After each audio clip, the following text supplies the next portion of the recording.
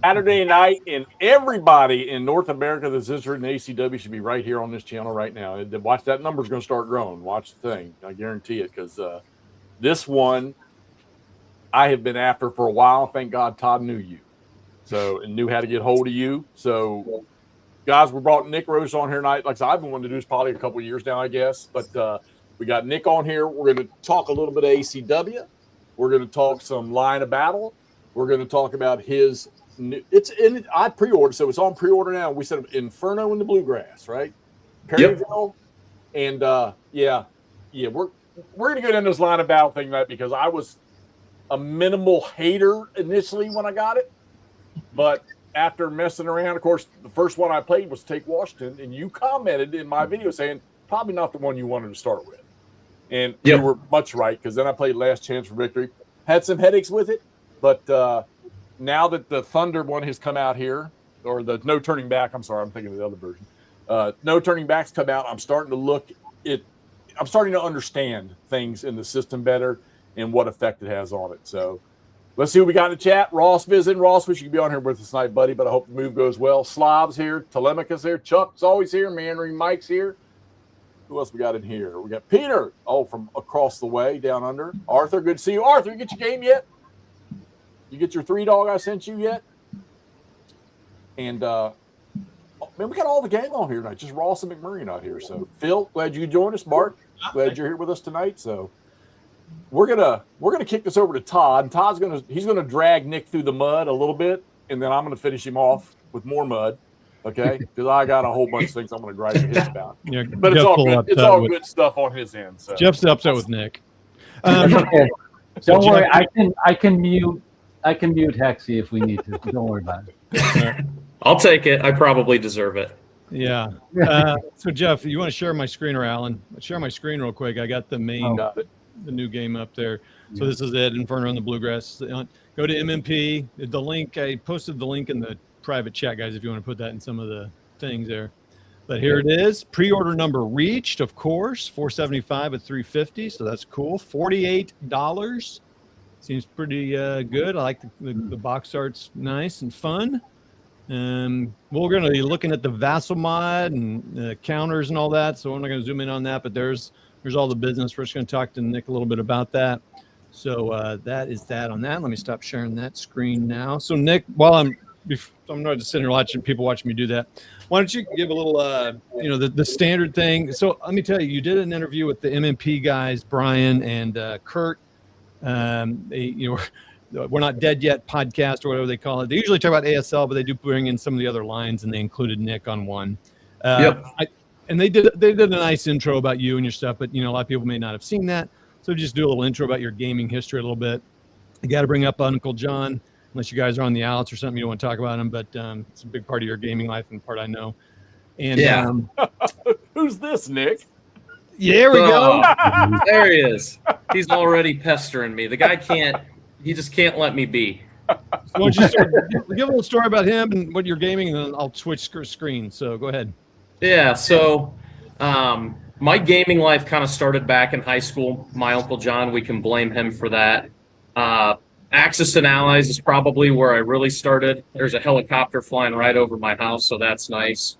But he kind of got me exposed to some of the actual, what I would consider actual counter war games and, paper maps and things like that. We played A Victory Denied, A Victory Lost, Mighty Endeavor, things like that when I was maybe in high school, late high school.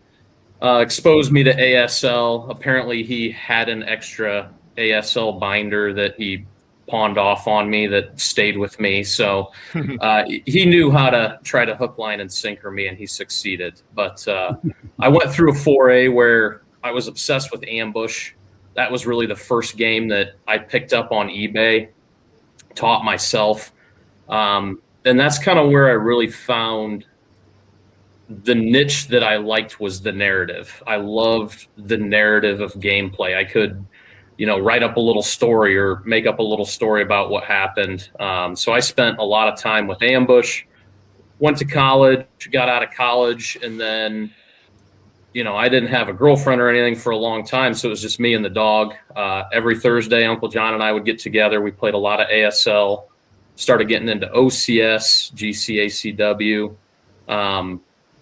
Civil War was always my main interest as a kid, but I never found a game system that I was really drawn to that was at the tactical level. I don't know why that was. I know there was a ton of games out there, but being younger, I was not exposed to any of the games that were out. Oh, sorry. That's my bad. Don't. That was you me. cut me off. Yeah, that was sorry. you said. Man, you are going to be messing with me. We're gonna lock him out now. Wow. My bad. So I remember looking at maps of like these Civil War games, and I was like, "These are hideous. I'm not playing that." I'm very much I need the components to look good. So I was a little prima donna when it came to that. Eventually, we got into like GCACW, and we love that. And we've kind of played a lot of different things at this point. But in hindsight, I kind of look at it, and I was thinking about that the other day. It's like, how did I get into gaming? I mean, I was always a big history kid. So I was always that nerd that knew stuff about World War II or the American Civil War or whatever it was. And, I was out in the sandbox playing with the little plastic army soldiers. And I think at one point I had like a miniatures game that I actually created using, the different little plastic soldiers and things like that. So cool. I've always kind of had a creative bone when it came to the game side. But I found recently, and especially with Line of Battle, is it was a tool for me to learn about the history. Mm-hmm. And that's kind of where I think I've really found my niche in gaming. I don't game nearly as much as I used to. I wish I had more time to, but I love it. I still buy stuff when it interests me. That's mostly going to be ACW, World War II, Vietnam stuff. That's really kind of my core interest. And eventually I feel like I'll be able to find time to play a little bit more. It's tough with little kids, but that's kind of just a quick synopsis. What was the first? I know you just went through all of it. What was your very, very first Civil War game? Man, I don't know. I honestly don't know. It had to maybe be something that I had picked up on my own and played. It might have been Last Chance for Victory, to be honest, unless we had played. It might have been Stonewall Jackson's Way 2. I think I bought that and had soloed it a couple times and got Uncle John to play that with me. We might have played something smaller that I don't remember, but I think that was probably the first meaty system game that we played on Vassal together. And that was probably 2016, 2017, maybe. Yeah, that's awesome. Yeah, so where I first learned about you is watching, and I don't know whose channel this is on, but so you and your Uncle John you'd play like all day Saturdays sometimes, or I don't know, you kind of get, and you guys would video your games, not the full things or anything, but like kind of report in like maybe 2 or 3 times a day or something, because you'd play all day, like you'd play ASL and so whatever, you'd play a bunch of different things. Yeah. And those are always just fun to listen to because you guys just have a loose, fun attitude about it. And then John's got a pretty good channel. I don't know, John, if you've played something lately, but he plays Library Napoleonic Battle. He's been doing a lot of that. And he's got some really good videos out there too, guys, just him playing games and them making mistakes and doing dumb rolls and doing good things and bad things. It's really fun to watch him play. So that's where I first discovered you. And then you and I connected at this super secret con that happens here in St. Louis that we shall not talk about, that no one's invited to. Except for us. Anyway, that's where I first met you in person. And, yeah, and I think those were live stream videos probably that you were watching. That I don't know that those were available to the general public. I don't remember. Oh, if they were like our weekend games where we would stay up way too late. Yeah, we would maybe invite a little something. Maybe now smidge. That you've mentioned videos, let's go down. Oh yeah, Slam Nick Road #1. Yeah, here we go. So a bunch of years back, when I decided to come back into gaming, as I look around my shelves, all these damn games, I'd always had like Terrible Swift Sword and a bunch of other stuff, and I hung on to them for years. Didn't really play. And then I think it was a rainy night. One night I opened my claws. I said, oh, let's play that. And I got it out. Before the night was over, I was online looking for, just other stuff. What have I missed in so many years? And I come across somebody in their freaking garage with a crayon drawn map and stuff playing. And then I saw some tutorials. Before the night was over, and this is your fault completely, I spent $3,200 that night collecting Line of Battle, Civil War Brigades. Thank God I had a buddy that I run into that lives down the road here that had a shrink rip copy of Last Chance for Victory. So you pulled $3,200 out of my pocket the very first night back in gaming, and wow, that's a big chunk of money. Go tell that to MMP. I know. Where's my commission check? Worth every penny. So good for you. Good for you. So I remember them talking about that. That's crazy. 32. Those videos. I think I got a lot of really positive feedback when I did those, and that was just kind of something. I was so enamored with the series at the time that I felt like it was kind of just my way of giving back to it, was to be able to do those. So I've had a lot of people reach out and just tell me how appreciative they were about those videos. So cool to hear that. Well, these people, we're going to get into this later once Todd gets going here. We're going to talk about the rules with 2.0 and then 3.0 because I got a few questions I want to ask too. But well, put it this way: you and I think is it Lee that does the tutorials from MMP? Oh, yeah, Lee Forster. Lee Forster. That's it. And I'm one of these that I like to do some instructionals. And I thought about those. I'm like, why do I need to do them? They've already been done, and they're fine. They're perfect. And I believe me, when I got this no turning back box, that's the first thing I did. I said, all right, let me go back. Let me get a refresher course. And we're gonna have some questions about the 3.0 versus the 2.0. And when we get around to that, I'll pop those questions up. So Arthur asked a question earlier on about how it compares to some other games, Blind Swords in this case. We'll talk a little bit about that so we can kind of understand its playing, because it doesn't get as much love as a lot of the other games out there. So that's why one reason I wanted to bring Nick on, because I don't play Line of Battle myself. So this is really, I'm going to be asking a lot of noob questions here because I play that role of a dum-dum real well. Okay.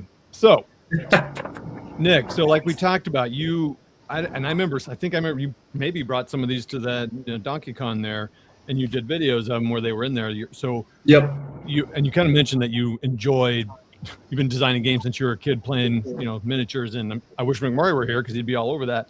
But miniatures in the sandbox. So so obviously you wanted to do that. Why Line of Battle for that specifically? Because it's a lot of work to design, as a few of these guys on here know. I didn't realize that.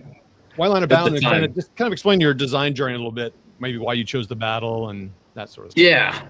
So I think 2017, I picked up Last Chance for Victory, and I taught myself the rules, and that wasn't really something that was normal for me because I had my Uncle John. We would literally get together, and we would sit across from the table, and he'd pull out the rules, and he'd be like, here's how we play. And he literally verbatim will read the rules, and I sit there like this and say, okay, can we just play? So, I taught myself the rules, and I set it up, and I loved it. I thought the system was super clean. It kind of made sense to me, and I just started going down the rabbit hole of acquiring all the games. I got None But Heroes. I went back and acquired all the old RSS games. So at Donkey Con, I believe we played This Terrible Sound, and that is Chickamauga.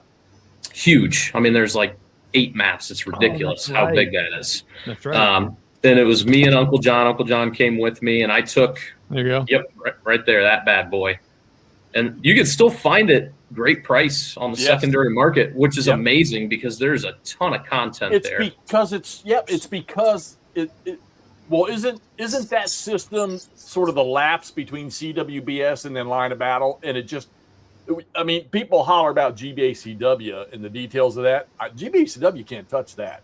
Yeah, if you play the RSS rules, it gets pretty intense. I've never played with the RSS. We played it with the Line of Battle 2.0 rules, ported into it, and it works just fine.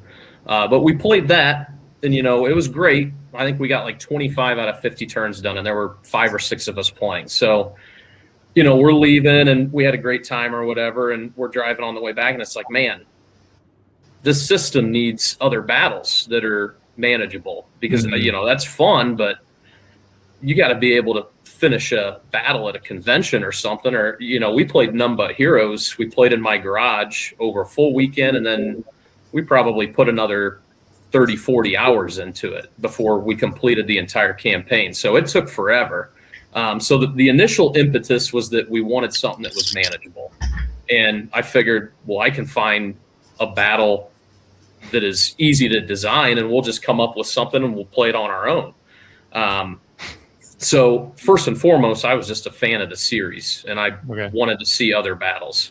And I feel like that's really kind of how it started. We realized when we started looking at the orders of battle and, the map scale and the sizes and things like that, and I was like, Perryville could be a good fit. And to be honest, it was really for no other reason than it just fit the criteria of kind of what we were looking at. But then I started... You had to have had I mean, granted, I get it, Perryville. Okay, I mean, and you said it to me when I pulled that first turning, when I put that no turning whatever video out. You said that Perryville is probably not up my alley because it's not as big, but I think it's going to be perfect because it's not to take Washington, it's definitely not the Antietam game, and it's not Last Chance for Victory. So it sounds to me like you're giving us a line of battle game that's going to fit a lot of people's time period, because I think so. And I think I might have said that it would be a good fit for you. Oh, I took the negative. Sorry. I think is what I said, because it should be, if you play the campaign, I mean, the battle itself really only took 5 hours. So in game terms, you're looking at 20 to 25 turns elapsed for the entire battle. We only realized kind of after I started figuring out the order of battle and looking at, I started doing research. I picked this book up, which I would highly recommend. Ken No, yep. Yeah, that's a fantastic book, and that's really what kind of spurred me. I started making the map, I started looking at things, and then it's like, wow, this is an incredibly interesting battle. And I go on a Board Game Geek, I look it up. Well, there's nothing on it. I mean, there's literally no games at the time on the battle. So this is 8 years ago. So I'm also filling a need in the hobby at the time. So it made sense. It kind of worked out. And we worked on it. I had probably 3 or 4 months in the design process before we physically played it on the hand-drawn map. And I took from that there was something there. And I could have just been happy with it and been like, we'll pull it out again and we'll make some tweaks and we'll play it again. But I kind of had a fork in the road, and I had to decide, am I just going to leave it at that? Or is this something that I actually want to pursue? And me being me, I went down the route of, okay, I'm going to go to the battlefield. I'm going to talk to Kurt Holman, who's the previous curator of the battlefield. I want to double check the order of battle, make sure everything is as good as I can possibly get it. I erred on that side of it. I don't know that at the time I really had the intention of it ever becoming a legit published design, because I never got any feedback. Yeah, you grinded on that game for a while, and I was there a bump in the road when you were initially trying to push this across to MMP? I submitted it to Dean, and they were, I think, just starting work on No Turning Back. And at the time, and I don't know if this is correct, but it seems like Line of Battle was Dean's baby. I don't know that there's a lot of people that were privy to kind of what was being play tested and how the rules were being developed and things like that. So they were totally focused on No Turning Back. So I never heard any feedback from him after I submitted it until like 2 years ago. So I thought it was dead. I had taken it as far as I thought I could take it. And, I got all the enjoyment that I expected and more out of it, because that process I found was extremely enjoyable.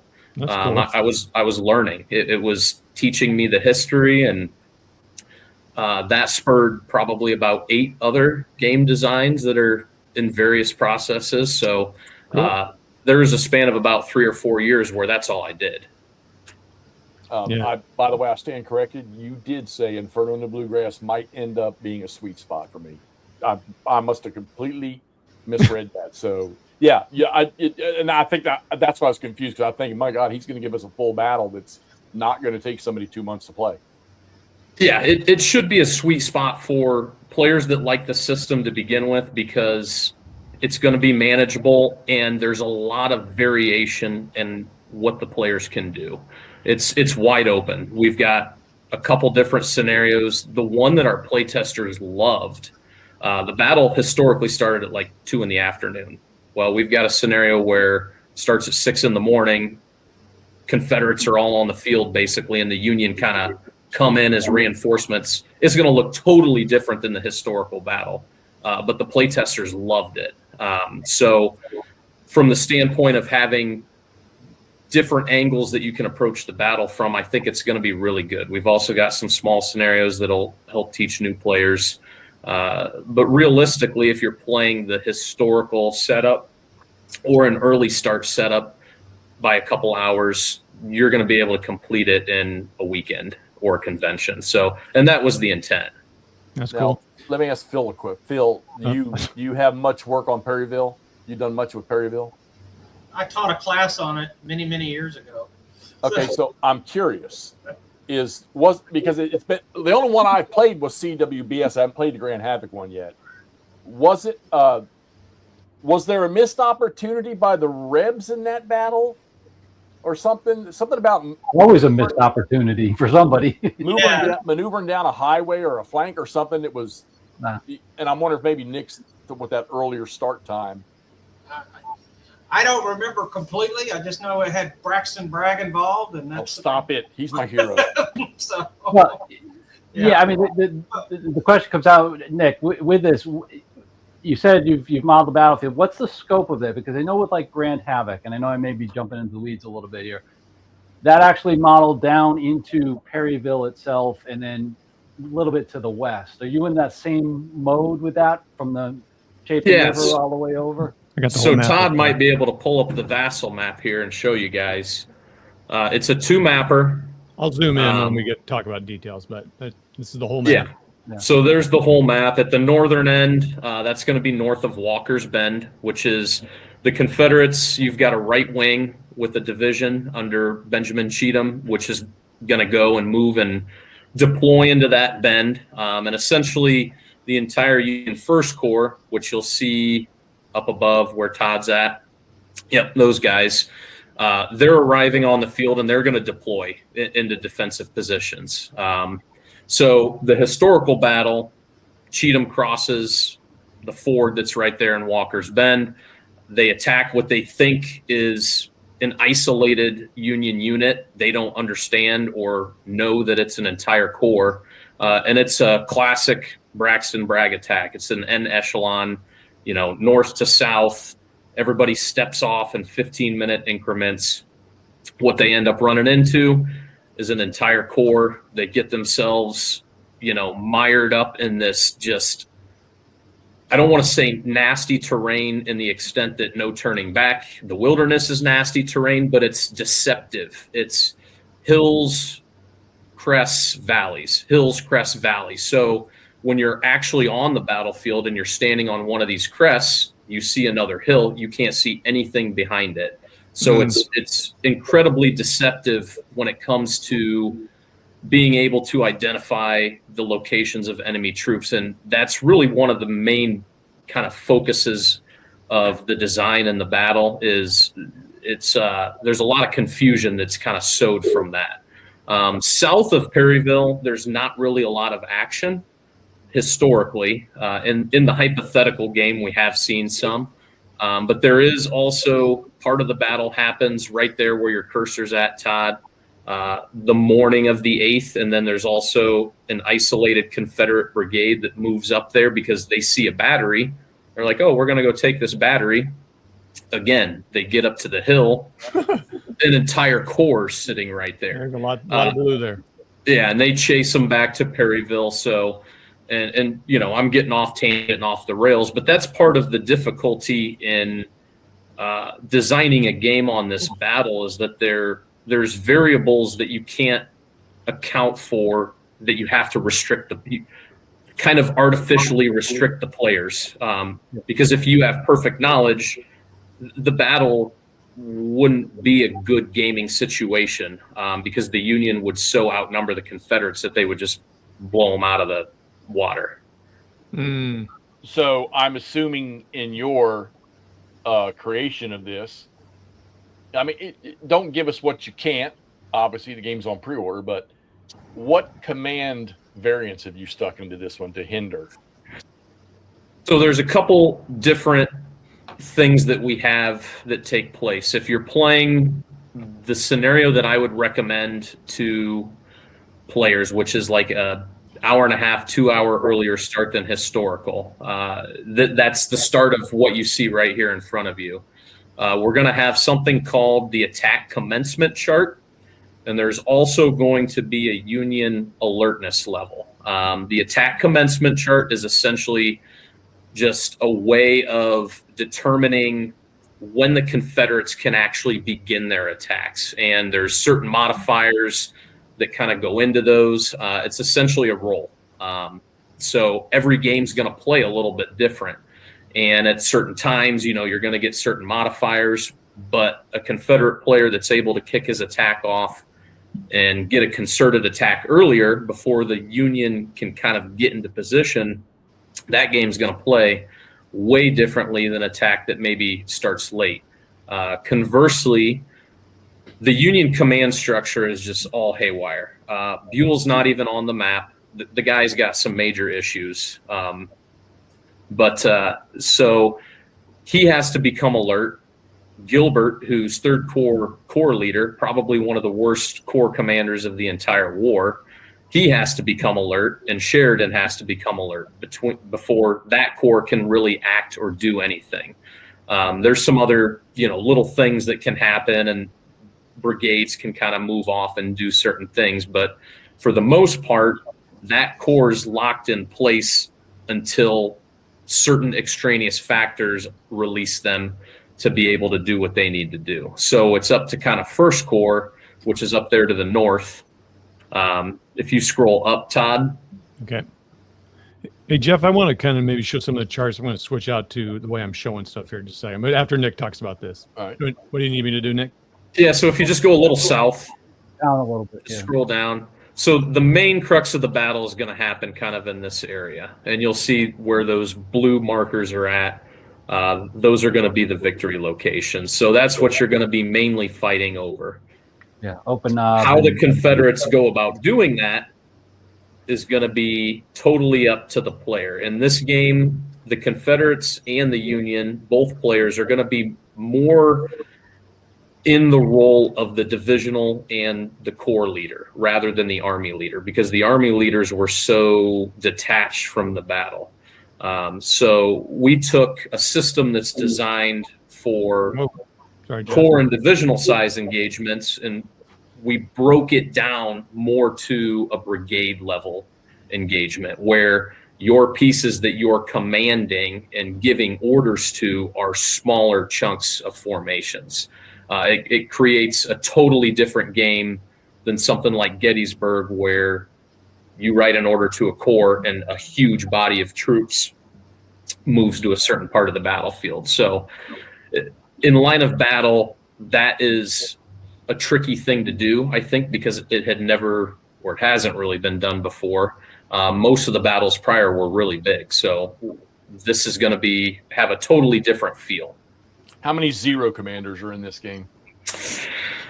You got 2 for the Confederates, I think, and you got a lot for the Union, I think, in Third Corps. And there's at least 1 or 2 in First Corps. Okay, so okay. Jeff, you want to share my screen? You might want to show that too. Okay. So my question is going to be, okay, so one of the things, and I found it with CWBS, not as deep with line of battle, because you can use command radius in line of battle. And of course, obviously, when you're coming from the GBACW world, command radius fits the bill for anything like this. However, I have played a lot of these CWBS. I think that is the most. To me, that's a game changer in all games like this. That order system. There's nothing that's cooler than and I think we've talked about this with other people on the channel that and maybe Mark can chime in on this too. Is a lot of these officers, a lot of them, I'm not going to say all of them because we won't talk about Dan Sickles, but it was an honor thing. It was an integrity thing. It was, I was given my order and I'm going to follow my order because that's what I was told to do. And there's nothing better than a system where you issue an order because and it even works for solo. You react by writing an order to a formation to go here and do such and such. And halfway through that order, you've changed the order for the unit that they were going to go greet. And now they successfully have changed, but now you can't. And yep. I think that is that's the hot spot, I think, for CWBS, for line of battle. And you've simplified the orders in line of battle. They've simplified the orders writing. But you could still make that as detailed. And I think, Mark, you've done a lot of stuff like this with command and stuff. Do you like, or what do you think of the writing the orders and leaders having to stick to them in this environment? I mean, when you have a face-to-face situation, it's fantastic. I will say that I played, Dean and I were old friends. I played his Botanicau a lot, and what I eventually did was I created like 5 or 6 different Japanese plans. And then I would just move. Then I would play as the Marines, and as I moved, and I had like a, when you're crossing a Mechanicau, there's gonna be Japanese. So when you did certain places, that's when I would roll the dice and pick one of the Japanese plans. And I actually had ambushed myself a couple of times because I didn't know the Japanese had a lot of guys where I was crossing because that was one of the plans. So it can work out well, but you have to do a little bit more work for the solitaire piece of it if you're playing two-handed. But I will say that the comment that you made that I certainly resonate with is I like to finish my games. I mean, I'm okay with your convention or like if I can't finish a game in one, even if it's a long sitting, it's not going to get finished. And that just sucks. To spend that much time and not get somewhere. So I'm much more focused. And then look, I've done games that go on forever, so I totally get it. Pacific War. Well, see, that's the funny thing. I just played, by the way, Carl C. I have a couple of German friends I play with every Friday. We played Carl C. in 90 minutes. Right. If you want to play the entire Pacific War at the operational level with individual capital ships, you might want to either be in prison or have nothing else to do. Right. But battle scenarios and even some of the shorter campaigns can be done in one afternoon, and that's fine to me. Yeah, perfect. But if you're going to do a very tactical game, like a smaller battle, that makes a lot of sense. Yeah, I think what we took away from that convention was it was so much work and we put so much time and effort into it that it kind of hurt to see it not come to fruition, and we weren't going to transfer it to Vassal, so it's kind of a buzzkill after you have such a great time playing this and you've still got things that you want to see play out. We just felt like, man, there's got to be other battles that we can try to fit something into line of battle and then, find something that's replayable. You play it quick, switch sides, or try something different. You get a little bit, you're really looking at that battle instead of just trying to get as far as you can. And like I said, having watched, WBC tournaments of all the games you guys have mentioned, those guys will pound away for 4 or 5 hours, and then the judge has to figure out who won because they couldn't. Like I said, doing a shameless plug. That's why I'm doing the whole Rebel Fury system. I can actually sit down and play a full campaign in with Alan. If I didn't have to go out of town, Alan was coming over. We're going to finish the Antietam campaign. The whole thing, September 13th through the end of the battle, and within one afternoon easy. Yeah. Hey, so real quick, Nick, for us people that are still pretty new to ACW and stuff, let's well, first of all, I like this. I had that chart pulled up. I do like seeing that Union command tree because I don't know all that stuff like off the top of my head, like I do World War II stuff. So it's kind of nice to see the name and the name of their, who they belong to, and kind of where, what falls in the same with the Confederates. It's really nice. And this is really nice, actually. I thought about making some of these for some games that don't necessarily have that sort of thing. Yeah, here's that attack commencement chart you were talking about there. Yep. So that's going to be the die rolls that the Confederate player is making to see when their leader is allowed to essentially kick off the attack. There's a couple different little modifiers that come into there, but with that, every game is going to be different, and it takes a little bit of control out of, just being able to say, "Oh, the game starts, I start the attack." Well, not this time. So same thing with the Union alertness. If you go to that chart, similarly, alertness. Okay. Yep, that's going to be your 3 leaders that are going to need to roll to become alert.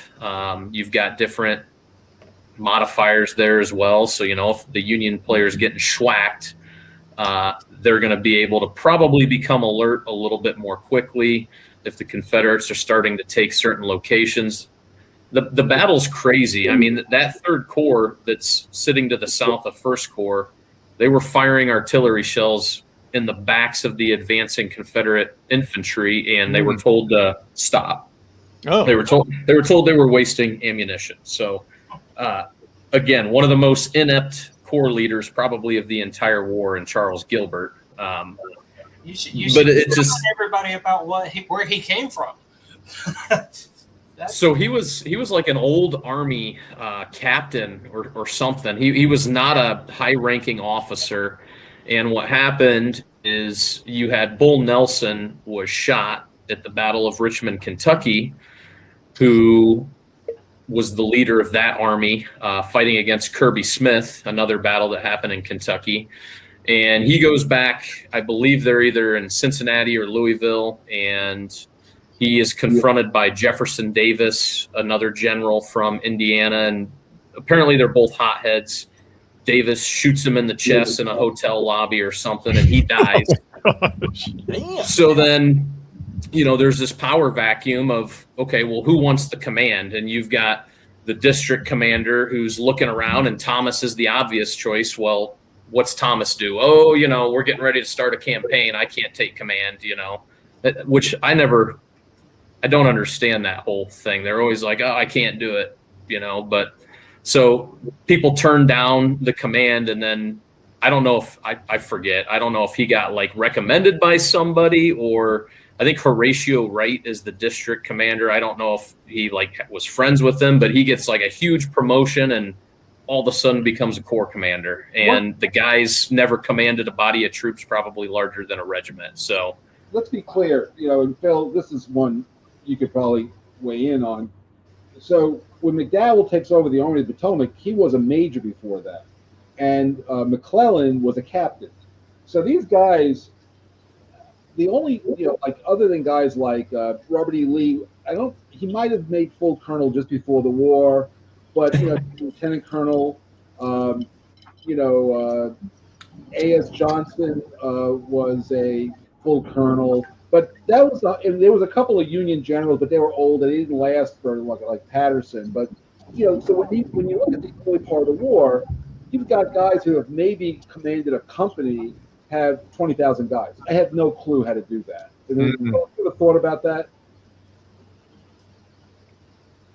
Yeah, I mean that's exactly I think his situation. Phil, I was just going to ask you. You've looked at this kind of thing, also, I'm sure. Yeah, he was way out of his league when he got put in there, and that shows in how he acted in the battle. So other general, and you're talking about Horatio Wright is the guy that promotes him.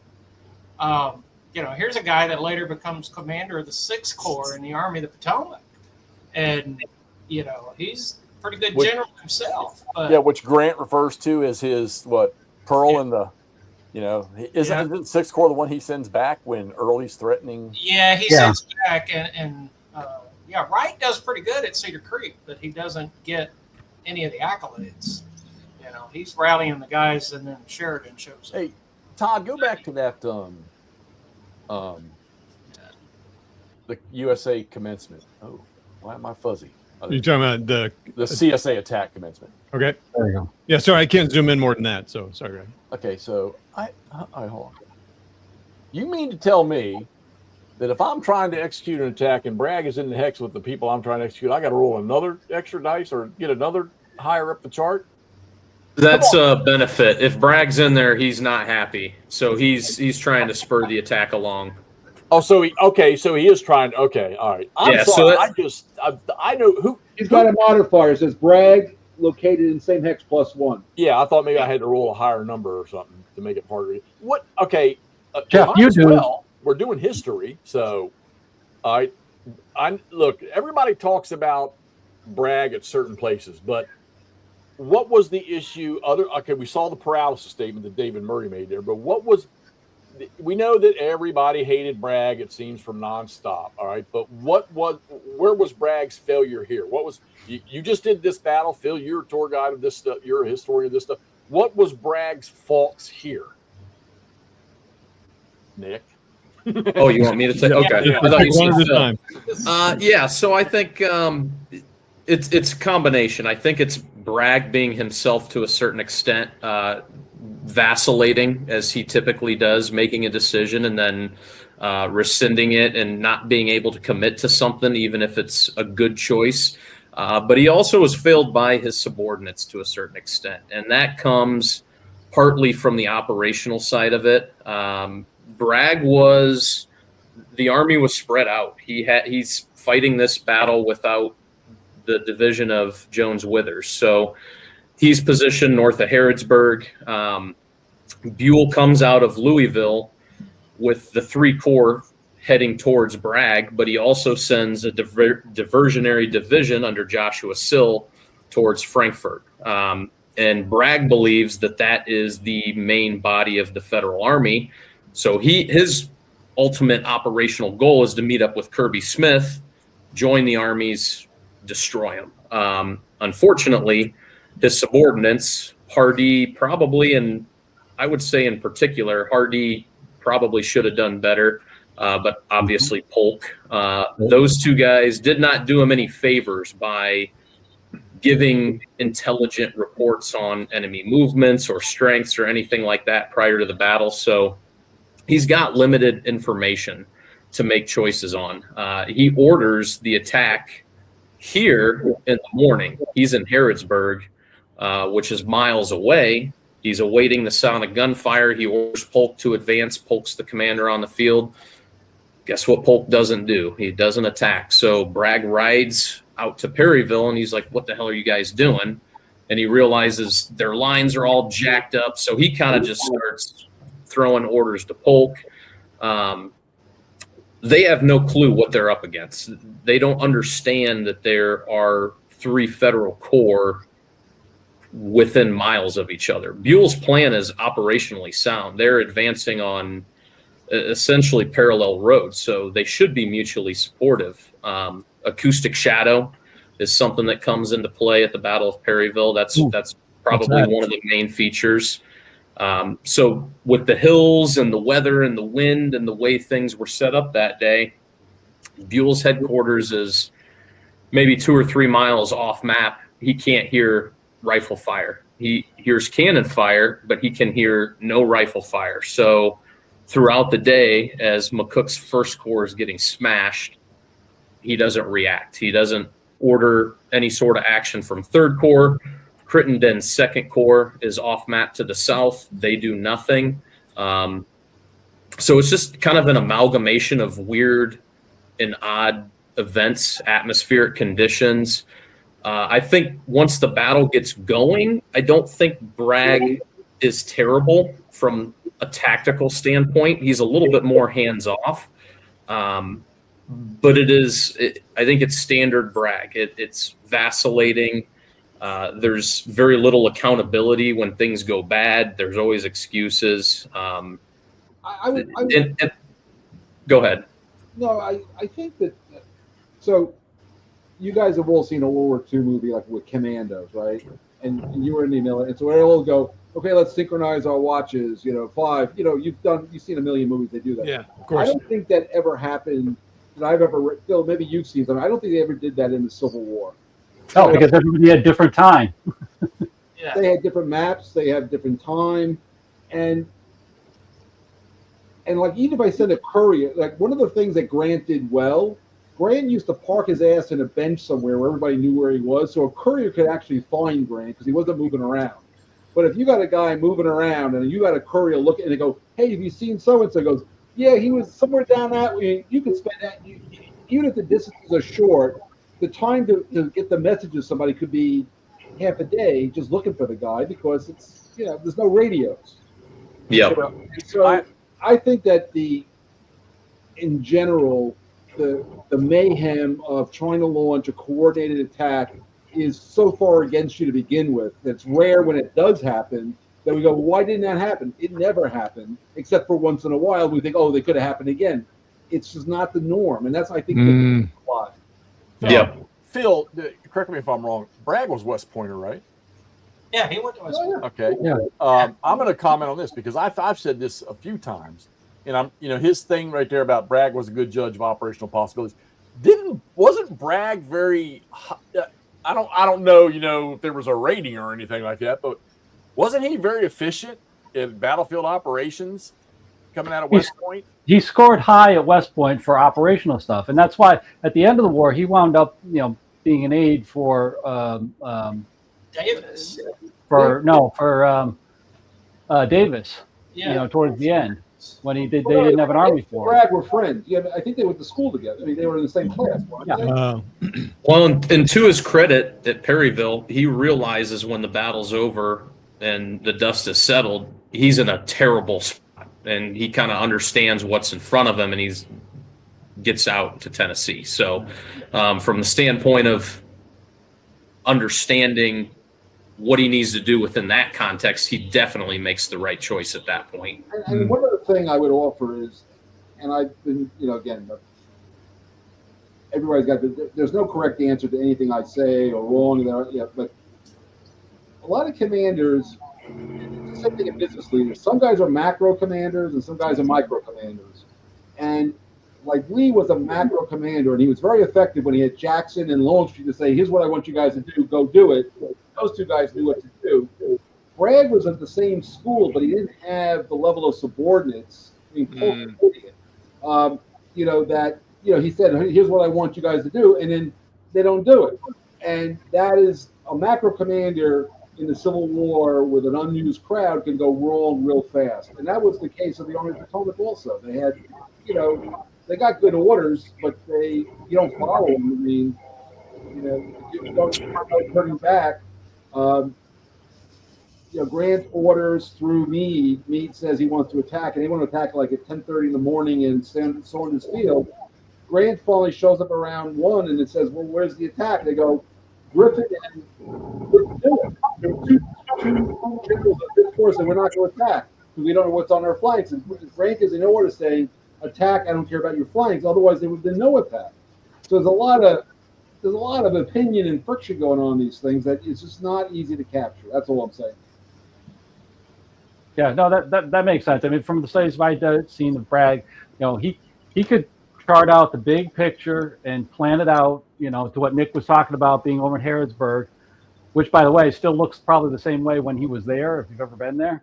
Go stay at Beaumont Inn. I've seen that. I haven't been there, but I've been through there. But he planned it out. But then you have people like Hull, who's going to be like, I'm just going to ignore him and do my own thing. He never established that relationship between his immediate subordinate commanders. He never did, ever did he? In the entire. No. Yeah. That's the problem. And that's the problem. To Mark's point. I look at that list right there, and I mean, okay, and maybe I'm wrong about some of these, but I'm seeing you got Cheatham, you got Hardy, you got Wheeler, you got Cleburne. These guys. Granted, this is early, but these guys were pretty good leaders of men. I don't know about the rest of them, but I mean, I don't know, it just strikes me kind of odd that what was it? What was it about Bragg that these people just did not like this guy? Jeff, you said it. They're leaders of men. They could lead subordinates, but they couldn't take the command, take the orders from a higher level. And if Bragg didn't establish that one way or another, they're just going to say, "Oh, screw Bragg. I'm just going to do my own thing." Hey, Phil. I know, Phil, you got something to say? Oh, I was just going to say he never took responsibility for anything either. He would blame his subordinates. Oh, geez. And especially, it started at Perryville, and by the time we get to Chickamauga, I mean, there's basically a revolt in the Army of Tennessee. Okay, because people still have grudges going all the way back to Perryville. Yeah, I was going to ask that because that word would get around, right? Like, it happens at any company. Like, don't work for that guy. And it took James Longstreet 10 minutes to get involved into it, too. So, he became one of those Bragg haters as well. A couple quick questions. Phil, so, Phil, are there tour guide Phils down in the Perryville battlefield, or is that a thing? Not that I know of. Oh, really? Okay. I know that they are starting to get certified guides. Oh. At other battlefields. Todd, you got one there. You got one sitting right there beside you on screen. Well, it certainly sounds like it. I mean, it seems like he could take that test. A quick question, Phil, and then I have a question about something that was asked and what was mentioned. So, Phil, what was the nature of your class? Like, was it just a simple, like, here's the history of it, or was there something else you were communicating through that class? Oh, I was an adjunct professor at Carroll County Community College down here in Maryland for a little while. Okay. And I was covering the Western Theater, and I was doing Middle Tennessee, Perryville, that campaign. It was just a basic overview of the campaign. So that's all it was. All right, so you said something, Nick, and it's funny because Bill Spear typed, and he had a typo, and it said autistic shadows wreaked havoc in the ACW. Like, well, maybe, but we didn't really know about autism, man. So, but I think the word you used was acoustic shadow, and I'm sure that's what he meant. So, can you explain what that is to me? Maybe they didn't know the left flank from the right flank. That could have been a problem. That could very well could be. I'm sure there was some autism going on there. So, anyway, Nick, what's that shadow thing you're talking about? Acoustic shadow. Yeah, so I'm not a meteorologist, but it's like some sort of atmospheric phenomenon when if you get the wind going in a certain direction and you've got, hills and things in that area of the country, obviously the Bluegrass region, it deflects sound and it moves it off in a different direction. So you could be a couple miles away and you're not hearing the rifle fire. Okay. So just since I used to do this for a living, there was this guy, a professor in New Mexico, had this is like engineering level models, and we used to use them in the Pentagon. But basically, what is sound? Sound is air molecules bouncing into other molecules, right? Yeah. So depending on temperature, wind, humidity, terrain, those molecules could hit a place and they don't go forward, they go to the side. And it requires literally like a Cray computer to figure that out beforehand. I mean, this is some serious calculations, but ultimately it's just the molecules don't bounce in the way. If it's a flat ground, the sound perpetrates in a big wave, right? Yep. Now you put hills and water and humidity, and it just changes the characteristics of the air. Interesting. Molecules don't bounce the same way, and they bounce in different directions. And you could be standing like on the backside of the hill. It's going around. Like you've been to Colorado Springs, right? I was stationed out there. You got Pikes Peak. Yep. And the reason that Colorado Springs is such a nice place is that when the snow comes and the wind and the rain comes from the west, Pikes Peak pushes it around, and that area stays in a snow. It doesn't get a lot of snow. It's like maybe a flurry. You go like 6 miles east of Colorado Springs, and it's big snowstorm. Same kind of effect. I got you. It's all about airflow. Yep. And so what was the impact of that in this particular battle, Nick? Like, why did you bring that up? Like, what was going on? So Bragg is not that far away from the battle. He's a couple miles, and he essentially does nothing for 3 or 4 hours, which forces the Federal Army to fight with 2 arms tied behind its back. They've got 3 corps within striking range of this Confederate Army, and only 1 corps gets engaged, essentially. Gilbert's 3rd Corps does eventually. He sends 2 brigades late in the day as kind of the sun's setting and darkness is falling. But for the most part, its major impact is it creates a situation where the battles, you could kind of consider it a tactical Confederate success, but it's only because of these conditions that kind of forced Buell into not doing anything, essentially. Okay. And you have to replicate that in a design somehow. You can't just let 3rd Corps run rampant. So yeah, it's an interesting challenge. Okay. All right. So I want to understand, because I don't play this, and my exposure to ACW games is pretty limited. So I kind of want to understand where this fits into the scheme of, because we have a lot of systems out there now, a lot of really good systems. I'm curious where this kind of fits in the whole scheme of things. We got the U.S. Civil War, which is I get that, and then we got all the others. So, like, what from your view, Nick, and then obviously the guys who also played this, speak up too. But from Nick's perspective, like, where's this fit into the big scheme of things? I would say line of battle. The reason I was drawn to it is because it's a perfect middle ground. I think it has a lot of key mechanics that are going for it that I found really interesting. The first one being that order system, that it's so novel, and I love that. I eat that up. Within other game series kind of that are out there, I would say comparatively GBACW is more in the weeds. It's a little bit chewier. It's a more difficult system to learn, in my opinion, just because you have things like extended lines. You're looking at fatigue, ammo for individual regiments. These are things that line of battle just kind of looks at and says, we're not going to do that. It focuses. Line of battle is meant to be streamlined. If you're going to play the Battle of Gettysburg, you want to play a system that allows you to do things quickly without being in the weeds. And you guys can correct me if I'm wrong. You've played a lot more GBACW than I have. My experience is relatively limited, but just to look at something for comparison, I looked at Shock Assault in GBACW. It's 7 pages. I mean, that's 7 pages of Shock Assault. Yep.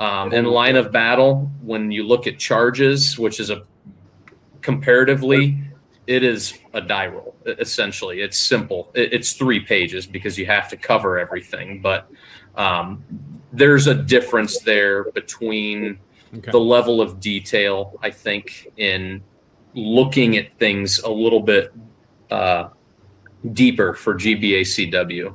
Alternatively, I would say Blind Swords is probably the other side of the spectrum there. I think Blind Swords is going to be a little bit more accessible. It's going to be a little bit easier, but you're not worrying about things like facing.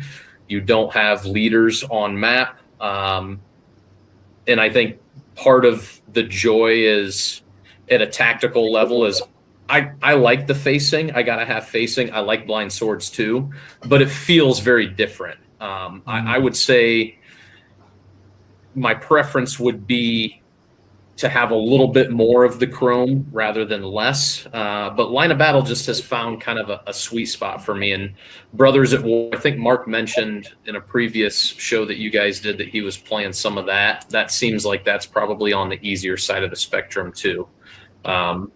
But Hexy, you've played plenty of GBACW and you have experience with line of battle. Yeah, now that you've gone into it. So I think one of my biggest initial hatreds of line of battle was the opening volley. Okay.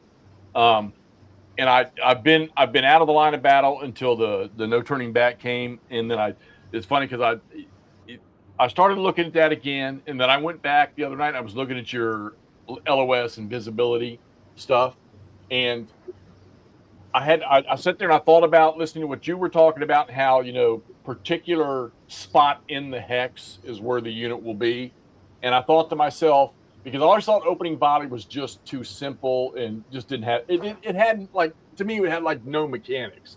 But then I realized that opening volley is, you're actually giving the unit, because you're not talking about where that enemy necessarily is terrain wise in the hex that the opening volley is going into. I mean, like the highest part or whatever like that. That's in effect telling that unit that is going to fire that opening volley, they're going to take that opening volley when they want to take that opening volley, which makes way more sense to me. So now, and I have found that I'm going to tell you, simple GBABW is what set me down this road now, where line of battle, the taste in my mouth is better with line of battle now, because you have taken, I guess to put it simpler, I'm going to play Last Chance for Victory all 3 days faster than I'm going to play GBACW. But that's the way those games are built. We get the arguments all the time with people about the rules are too much for GBACW. They are too much, but that's what they're designed to be. Yeah. Too much. Yeah, you exactly. want to get every granular thing you can out of it. Okay, if you don't want that, then let's go to line of battle where we can play that big regimental game, and you can probably get through it better. And now we've thrown simple GBACW into the rules, which Mr. Who swore to Dick Whitaker, never create those rules, don't ruin that system, is playing nothing but that right now. So, and I think it's kind of just different strokes for different folks, I think, to a certain extent. Yeah. Go ahead, Phil. No, I was going to say one other thing. We've been talking about speed in terms of that, which is great. Want to get a game done. Also, one thing with GBACW provides a great detailed narrative. Nick, can you comment kind of how line of battle creates that narrative as well? Because I know a lot of people today, it's narrative. I myself, narrative is one thing that's becoming important. Yeah, I think that order system is really the basis for that. And there's mechanisms that are built into line of battle that are outside of the player's control. And I talked about this on the MMP podcast a little bit. Players want to have control. GBACW is chip pull, I think, at this point, right, guys? Yeah. So that takes control away from you. You don't know when you're going to get what or who's doing what. The way line of battle does that is with the order system, but you have mechanisms. The main one being fluke stoppage. So you see a gap in the enemy line, you want to take advantage of this. You order this division to attack it. Well, you got to make a roll every turn to see if that attack continues. And depending on if your leader's any good, depending if your formation is beat up, do you have a reserve that you can pull if you need to? Things will happen within the game that are well outside of your control. And some people hate that. I love that, because that's really where that narrative kind of begins.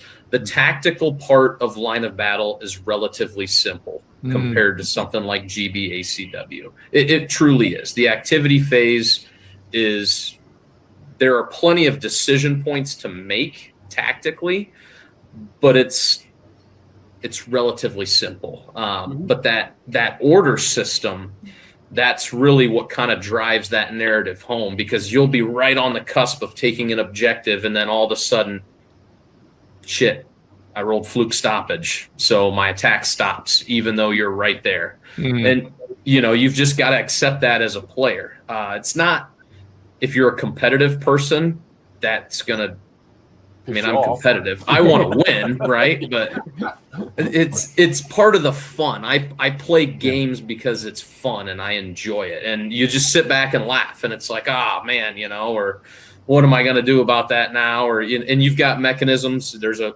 mechanism called recovery. So if they roll well, they might come right back, and they might jump right back into that attack.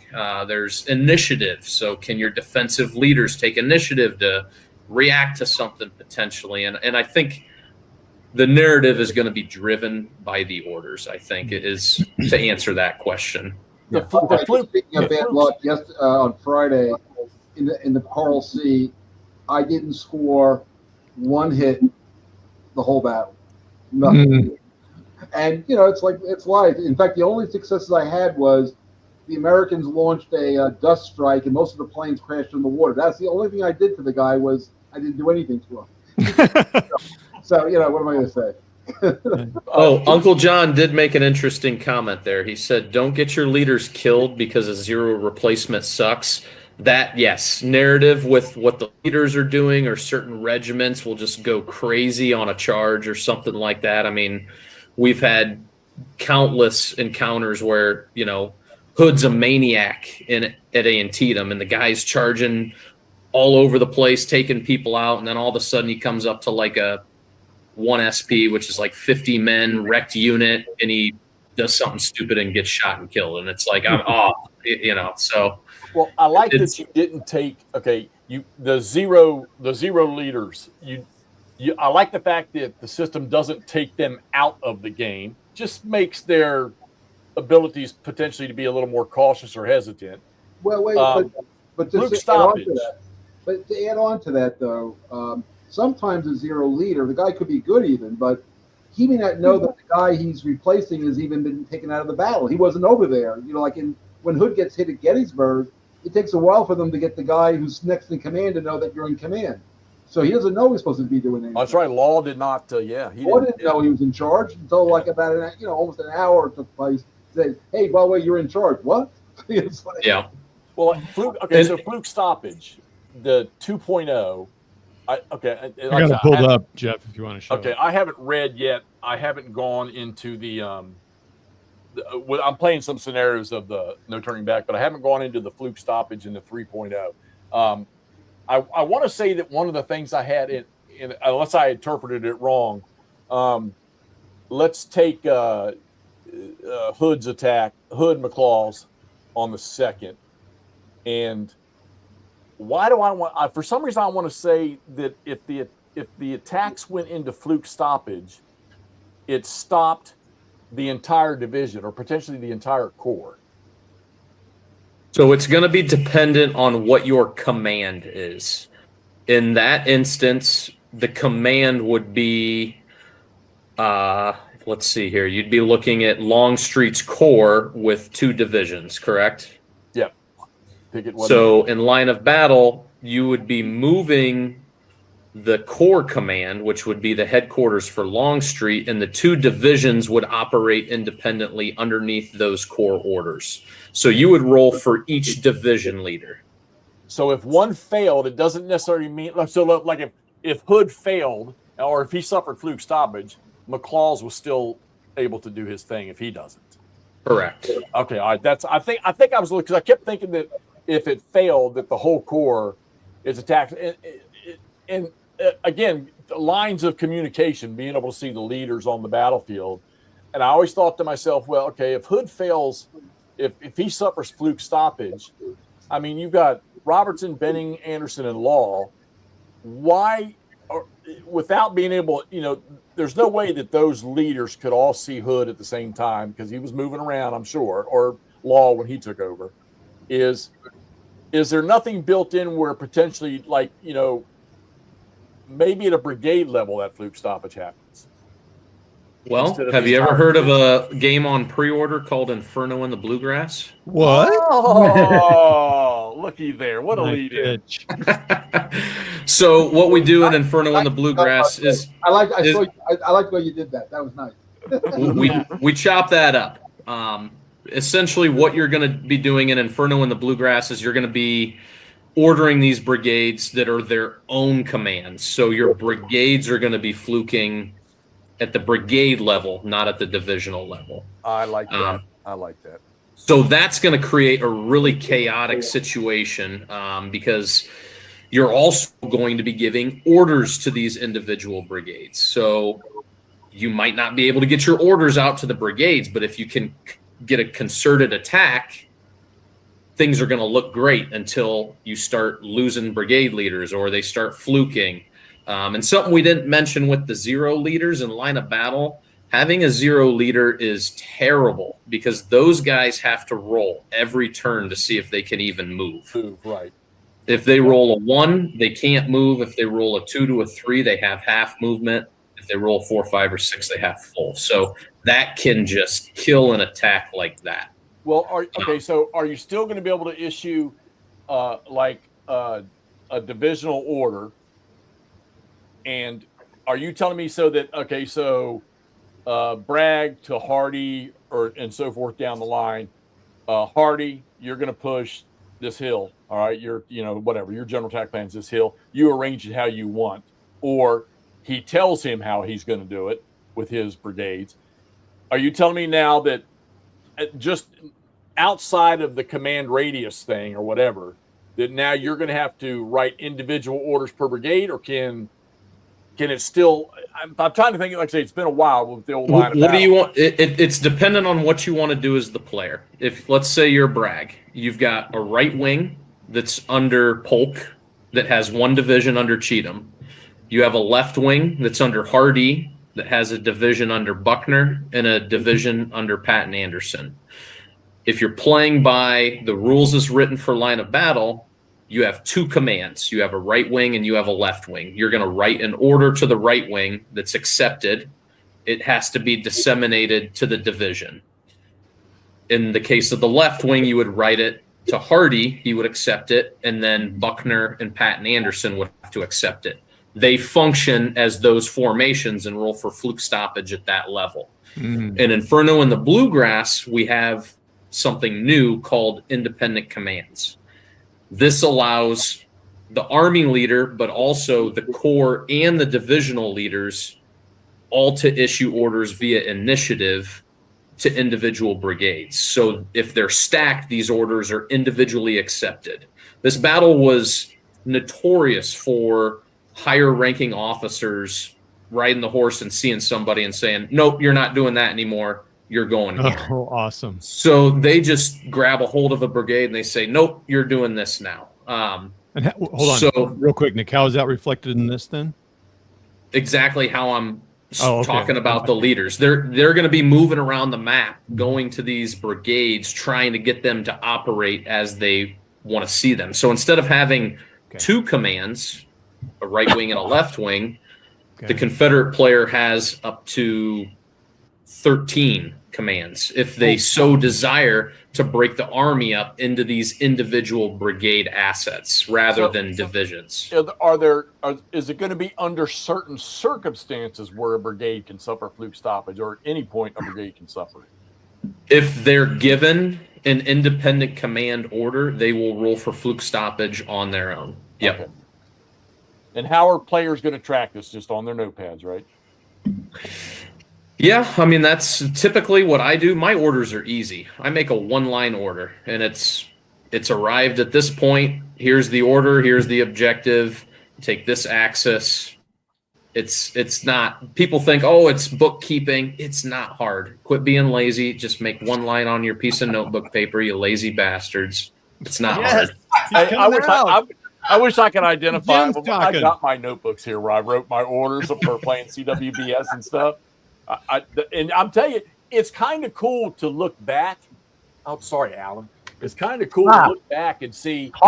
Damn, I told him to do that shit at Chickamauga, and and then follow the chain. And it's pretty cool because when you're writing those orders, when you give a formation a new order, of course, following the rules on when it gets accepted or whether it does not, what do they and I love it. He could just throw the damn thing in the trash or threw it on the ground and stomped on it for all But I like it's how you can, when you're tracking that stuff, I found it was just so simple that his order changed that he got up here at 9 in the morning. I just draw a line through it. Now I got his new orders taken over down there, and you got to, and it's, I mean, you can really, really, really get creative. What's that, Phil? This stuff.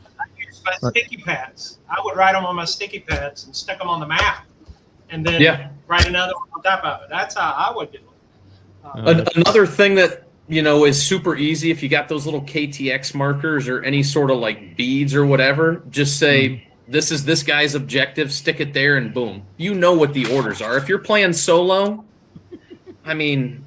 So and how often are you given these orders? Like, so it's the turns are 20 minutes, is that right? Give or take. 15-minute turns. Okay. And so ultimately, the players are probably going to be trying to give their orders at the outset of the battle. You're going to try to get your formations moving. And then as things develop and formations start to fluke, then you're going to be looking at, okay, where are my leaders? What do I need them to do now? The situation's changed. How do we adapt? It's going to be fluid. But what I like about Perryville specifically is the time frame is so condensed. You don't have time to sit around and do nothing. You can't think. You just have to, you got to make choices and do them quickly. The historical battle, like I said, is only like 24 turns. So you got to move and you got to go. What's that, Alan? 5 hours is a short period of time, in any. Yeah, no, really. Yeah, you're not right. That's basically one turn in Rebel Fury. Yeah. Right. Yeah, right. Interesting. Phil, you obviously played lots of GBACW. Have you played Line of Battle? I don't remember. I have played, but it's been years. Okay. Yeah. You're welcome, I Michael. did. I think, Nick, you and I met at Winter Offensive a couple years ago. Somebody had the game there because I know Chris and I were talking about it.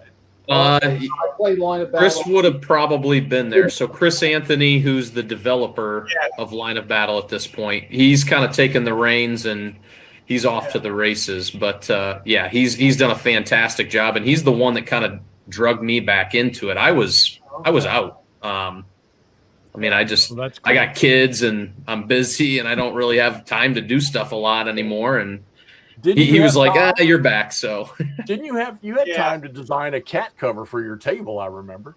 Oh yeah. I like propped up plexiglass over the table. Oh, that was great. That was the prototype. I have a different solution. No cats, but anyway. Yeah, I don't even have cats. I didn't even want. It was dust. I didn't want dust. How old are your kids? Sorry, what was that? How old are your children? 5 and 3. Okay, so you're going to need more than a plexiglass. Yeah. Yeah. But I just played one scenario of the Wilderness, No Turning Back. I keep trying to, I know the battle. I just couldn't. The titles are just too many titles. I can't remember them. I have to say I liked. 3.0 and 2.0 were pretty similar, quite frankly. I doubt if there's a page of difference between the two systems, the two versions. So that's good because I didn't really. I kind of zoomed through it and I was able to set it up and just, and I agree with your point that it's, it's reasonably streamlined. It's typical Dean, what I expected. But we had a question, and so all tactical games have the same. It doesn't matter if it's ASL, Line of Battle, GBACW, any tactical game, opportunity fire or reaction fire or whatever the hell you want to call it is always an issue. And, and Hexy and I within the last 2 weeks, right? Hexy or last week, I don't remember. We were talking about. Can you talk a little bit about the thinking around, the counter fire, the volley fire, or whatever the hell it's called, and in fact, that volley you can shoot multiple times. How did that work for you? Well, I didn't design the system. I got that part, but you did do a game in it, so you must have an opinion. But I would say, I think it's a simplification, obviously, for ease of play, and I think I remember what you guys were talking about. Was this where you said that one unit could opening volley as many times as they wanted to? Well, there's a play note that says you can. Yeah. And I think if you're allowing a defensive unit to open volley that many times, you're not playing it tactically well as the attacker. I think if you have a unit that's that isolated that they're the only ones that are able to make an opening volley and you're stopping and firing in front of them and giving them that opportunity, you're doing a disservice to your attack. You should be attempting to close and lock that unit because obviously you should have advantage of numbers, I would think, in that situation. So you should be looking to try to flank that unit, or they're going to get a fire in their next turn. You're just going to unload on them the following player turn. I think it works. I like it. It's quick. Again, I think I'm not criticizing. I'm just saying we had a discussion. I just wanted to hear your thoughts on it. That's all. Yeah, I think it for what it is. I like it. It's quick. It's easy. I remember playing CWBS, and it bogs down after a certain amount of time because you have that. I want to say it's, you advance, the defender fires, then you take the attacker's morale checks, then the attacker gets to fire, then you do the defender's morale checks, and it just becomes tedious after a certain point. It's fun when you're playing it the first couple turns, and then it just kind of bogs down, and it just becomes kind of a pushing match. I think our argument with this is okay, 15-minute turns. These formations are all moving at the same time, more or less. I mean, it's all happening. And, let's say you got a brigade of 4 regiments that's advancing on maybe 2 regiments, and they're moving in a line forward. My argument is, how can that unit open volley this one and also open volley this one, or also open volley that one? That's when they're all. You're right, though. It's not a killer thing in the game, but I thought to myself, well, okay, so how could that be detailed out just a tiny bit without too much headache? Maybe it's a reduction in the firepower on the. My argument would be then you're adding unnecessary crime. What's it accomplishing at that scale? Okay.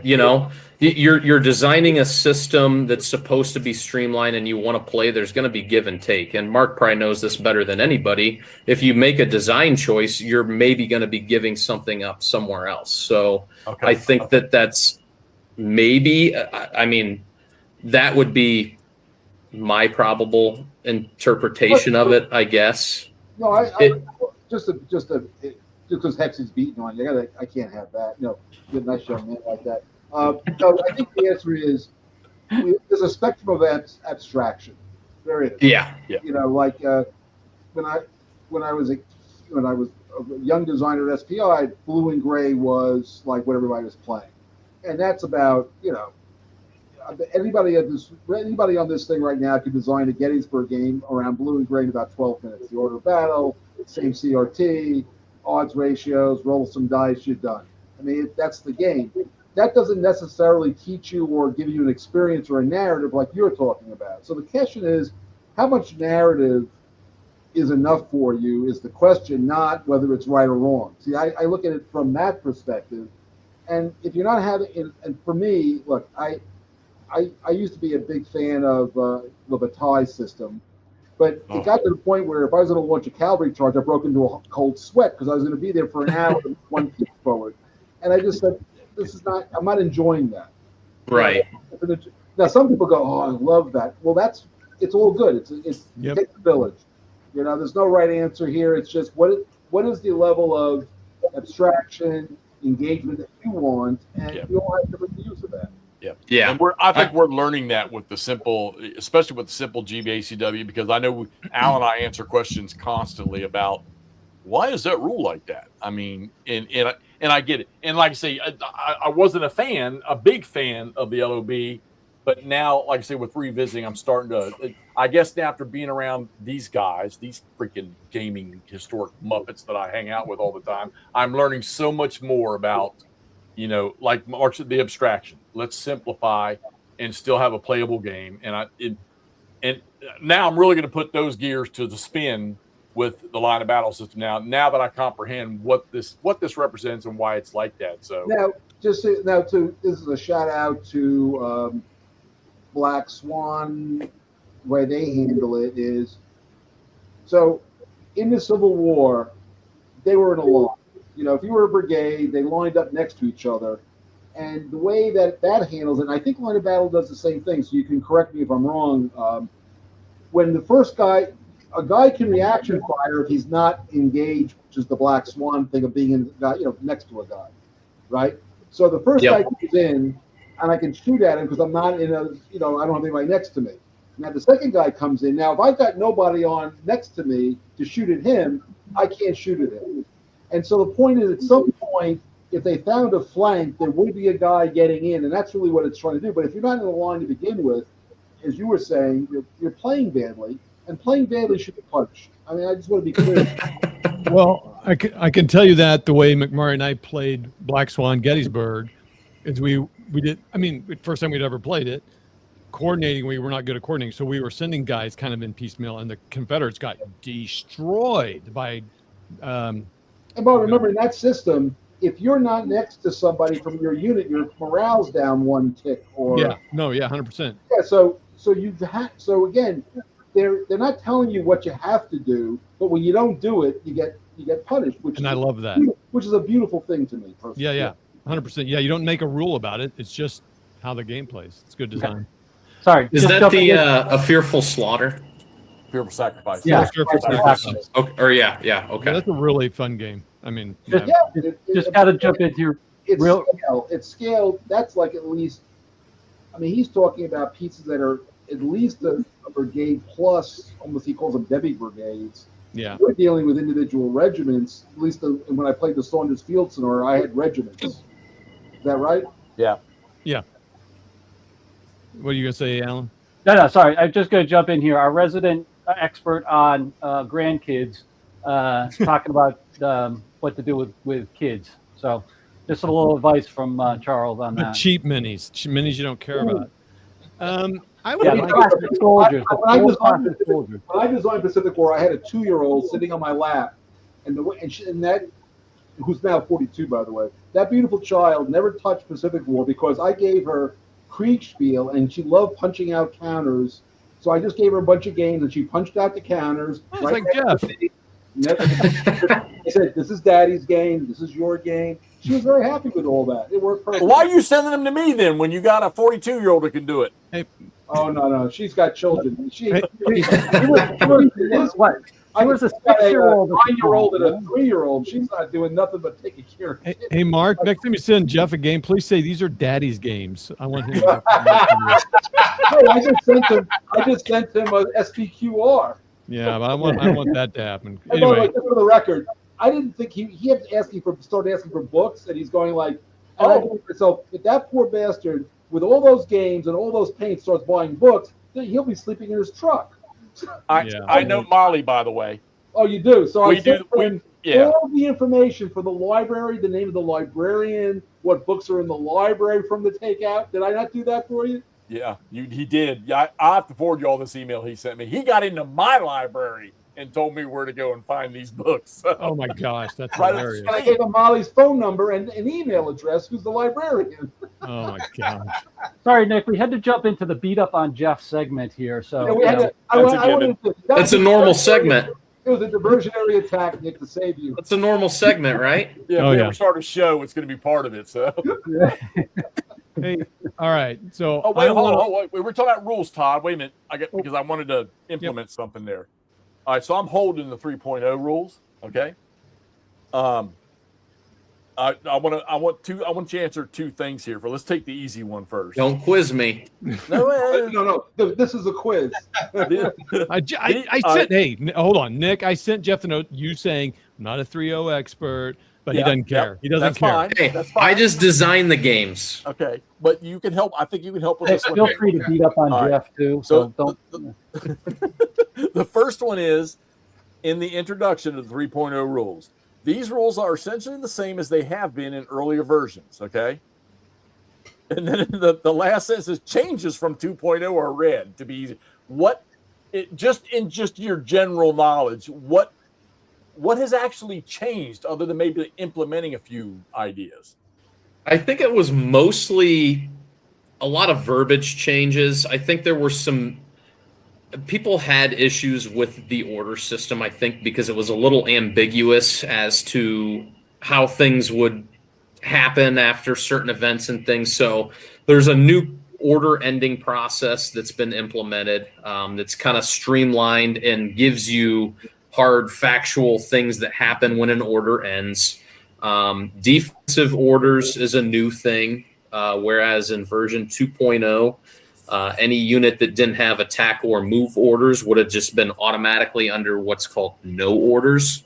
No orders is now, if you get attacked, it's like detrimental to you. It affects your command radius. A defensive order is what it is. It's a defensive order. Move here, defend. You can fight at full capacity.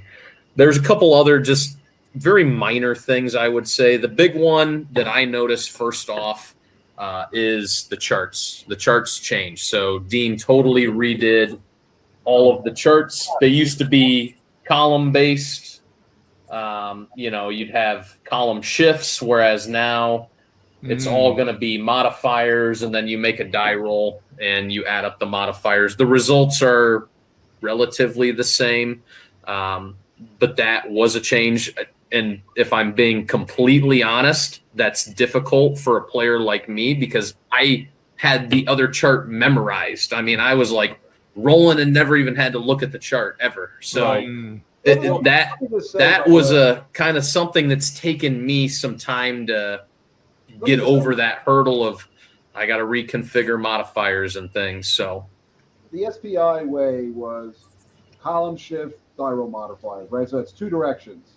And Dean and I, we have talked. Dean and I had this conversation in the past, and you don't have to. He just started to do it with die roll modifiers, and Rebel Fury I did it with column shifts. But we decided that one was better than two, because it does the same, mathematically identical. I mean, you can get it to. Yeah, and people want to push counters. One thing you don't have to remember, and that's a big deal in a game as complex as a regimental Civil War game. Yeah, and I'm no different. I think about people want to push counters and they want to see that went forward, this went backwards. I made this gain. But in the line of battle, another thing I like too is no matter what order assignment, attack, defend, no orders, you can still fight whatever. You can do whatever within the command as long as you stay within the command radius of that headquarters unit or whatever. Which that's a cool implementation. And I like the fact that and let's go back to this leaders moving around the battlefield. All right. The headquarters was probably sitting somewhere stationary. And I like the fact that an order will get sent from, Bobby Lee down to First Corps to Longstreet. Longstreet's out riding around the battlefield. He's not looking to send the order directly to Longstreet. He may not know where he is. So let's send it to that headquarters. Well, Longstreet's not going to get that order in line of battle until he goes back and hits that headquarters and gets that order given to him. I think that's a great function of the game. But in general, and this is an opinion question. This isn't this is the way it is. Is it safe enough for players to play the game and get a good result just using radius and not orders? I mean, you could. Would your game? Would that? I mean, how much would that degrade the game if they weren't using orders? I guess I don't know how would you spur your formations to function properly? Just by moving them willy-nilly with full knowledge without having to roll for the fluke and do all that stuff? Okay. All right. Well, I think that the perfect knowledge, I mean, could, but I don't think it would reflect ACW combat. Okay. Maybe is the way that I would phrase that. I mean, if you wanted to, you could throw a chit in for every leader and just play a chit poll. I mean, that would maybe work, but then we're playing GBACW, so. But with better rules. What's happening? Okay. By the way, we have Dick Whitaker on the line right here. Good talking to you guys. Good answer, Dick. Good answer. Wait a minute. Oh, there you go. He heard that. That's funny. All right, we're gonna wait for the comments coming. That was a layup. You had to give that to me. Damn, first night on the show, and he's already slamming Hexy around. So. Wait a minute. That should have drawn out Stigler. So Stigler's not on here tonight. That would have brought him out. Oh yeah, that'll get him fired up. I'll get a comment later from him. What I want to do real quick, again, just to kind of help me understand the game. Hexy, let's share the screen. What I want to do is just kind of look at. I'm so glad you have this command tree. I don't know. You choose, Nick, the best way to look at this. I don't know. I just want to look at some counters. What's the information on? We've already discussed the counters are regiments and leaders and stuff, I guess. So I just want to understand like what I'm seeing on the counters and how the kind of like how the leadership work. This is probably good because they're all kind of So just go over to the Confederate side and pick one of those kind of brigades that's out on its own and zoom in on one of those. all right. Okay, hold on, a little closer. Then I can also like hover over it, and we'll stick with this guy. Is he a good one to talk about? Yeah, so he's perfectly fine. So Right, this is hold the on. southern flank of the Confederate Army. Okay. On top, you got 2 leaders stacked there with a regiment. Okay, hold on. I'm gonna slide this over so I can kind of see this. All right. So who are we talking about? We're talking about Anderson. Yep. So that's this right here, Anderson Division. So Anderson is a divisional leader, and right now he's stacked with Powell.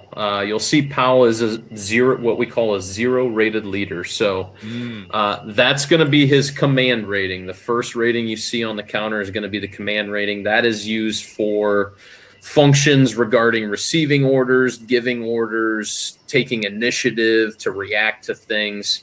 And if you're a brigade leader and you're a 0 leader, it also affects your movement, like I talked about earlier, where you have to make the die roll. So he's not a great leader. He's got Anderson stacked with him. What's the right number mean again? So the right number is going to be their leadership. That's going to be used for morale checks, certain game-specific rules, and things like that. Typically, if you're stacked with a leader and you're taking fire combat, it's going to be a modifier that benefits you when you're looking for your result. Okay. So you'll see the little the IC counter that's stacked on top of them. That's going to be different than the game when it's published. We have different looking counters at this point. Right. Obviously, this is just the vassal, but that's going to signify that Powell is an independent command. So what that's going to mean in this specific game is that Powell is probably under orders to do something specific that will take him outside of his standard command radius and command structure. Powell's going to be able to operate essentially entirely on his own. He's going to roll for fluke stoppage on his own. He's going to do everything on his own outside of what the rest of the division is doing. That's really one of the key themes to design, is taking the normal command structure and breaking it down into all these workable parts. And I think players will find that to be really interesting. Yeah. If you look at the regiment that's underneath him, you've got the 24th Mississippi. He's Powell's brigade under Anderson. The R8, the R is going to signify that he has rifles, which allows him a range of up to 4 hexes. Okay. The 8 is going to signify his strength in line of battle. Every SP for infantry is 50 effectives, so that's essentially going to be a regiment of 400 men. And you'll see his state icon and then also his morale rating. So his morale rating is a B. In line of battle, morale ratings are going to be A through E. Typically, some of the old RSS games have Fs. I don't know that we have any LOB games right now that have any Fs. E's pretty bad. Obviously, that's going to be like a green unit or a raw unit, or somebody who performed terribly. And A is going to be your crack units, the Iron Brigade. In Perryville, the Confederates have 2 brigades that were what I would consider crack outfits, especially for this early in the war. The Union, on the other hand, their regiments, if you go over to their side, you're going to see they have a lot of units that are surrounded with a green border on their counters. Oh, boy. I'm guessing you can guess what that signifies. Yeah, the D's as well. These are going to, a lot of these regiments were raised a month or 2 prior to this battle and had basically no combat experience, no training, and they were given castaway weaponry. So they are going to be somewhat of a liability if they get involved in combat. Green rules in line of battle restrict them to certain things. Obviously, I don't have to get into all of that, but know that they're not going to be as good as a unit that's not green. Yeah, I like these counters. It's very clear once you, especially side by side with this command tree, you can start to understand who's under who. and regiments and all that stuff. This is really cool.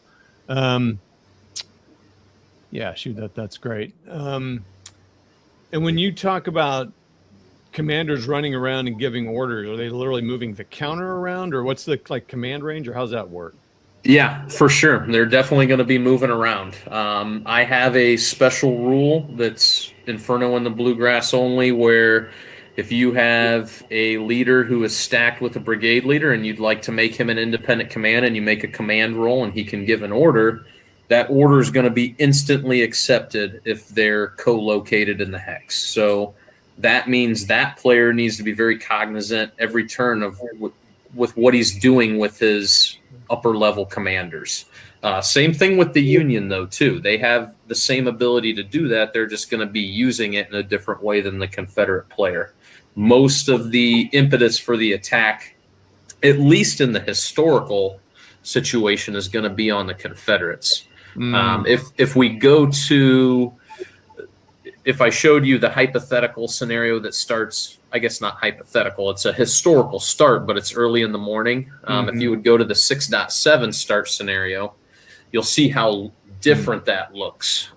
That's going to be an entirely different situation where once the Federal Army arrives on the field, they're going to have the ability to really push, and they're going to be more of the aggressor in that situation. Oh, okay, that's cool.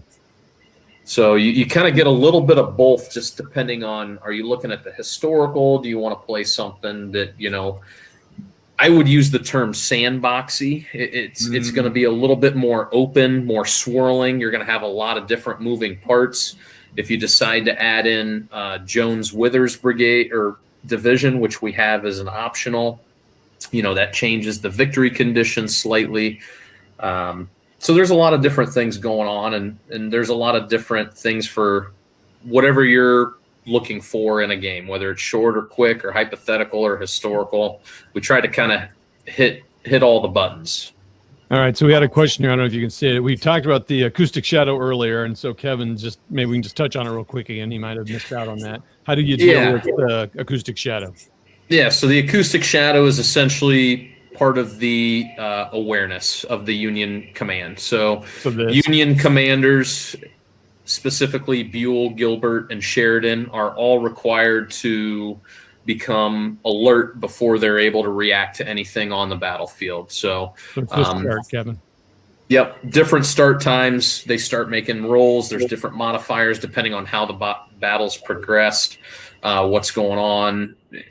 And it's different every game. So it's a little bit out of your control. You don't know what's going to happen. How do you play as a player if in 5 turns you think maybe Sheridan's going to be able to issue an order to a brigade to come reinforce, or maybe he won't? It leaves a little bit of uncertainty, which you have to have, I think, when you have something like an acoustic shadow that has to be modeled. Hey, Nick, I got to ask you a question. I mean, because I'm just looking at the math of this thing.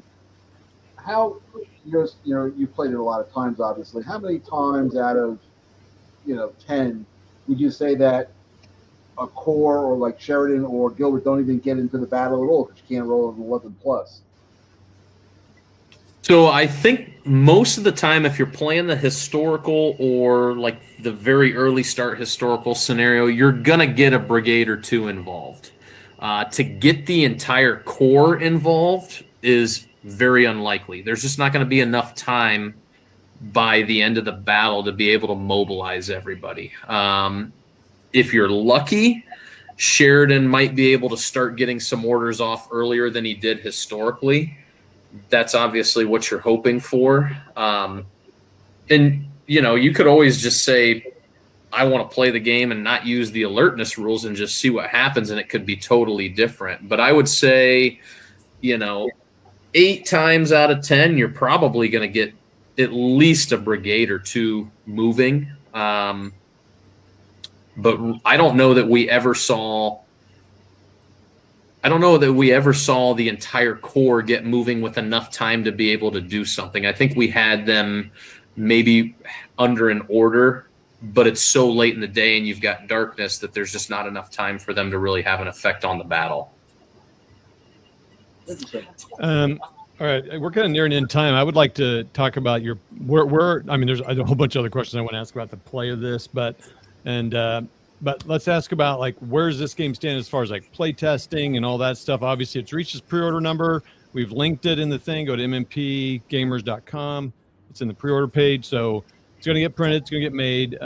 Anyway, so where are you in this? And then let's talk a little bit about future work, and then the guys want to talk about something about Gettysburg. So yeah, so this one's pretty much. We're done.